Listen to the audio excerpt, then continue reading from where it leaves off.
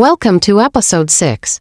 Today, we're diving into one of the most important parts of your financial journey: how to build your very first investment portfolio in a simple, clear, and beginner-friendly way.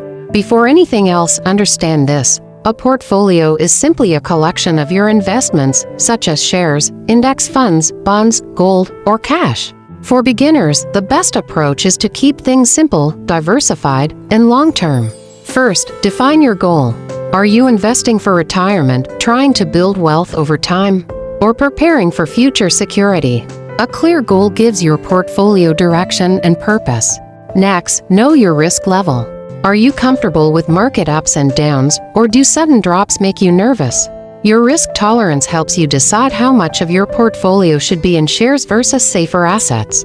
Now, let's look at building a simple portfolio structure.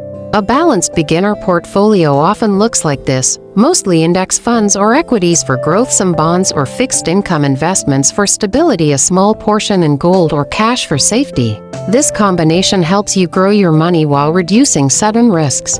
Index funds are especially helpful for beginners. They're low cost, easy to understand, and historically reliable. Instead of picking individual shares, you invest in a broad market fund that spreads your risk automatically. You don't need a large amount to get started. Begin with a monthly investment, even if it's small. Consistency is far more powerful than size, and over time, compound growth works in your favor. It's also important to review your portfolio regularly. Every few months, check if your investments are still aligned with your plan. If one part grows too large, adjust it slightly to maintain balance.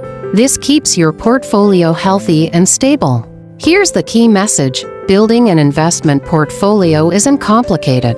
If you stay consistent, avoid emotional decisions, and focus on long-term growth, your portfolio will naturally strengthen. In the next episode, we'll take this even further and explore how to choose the right investment options for your personal goals, so you can continue your journey towards financial independence.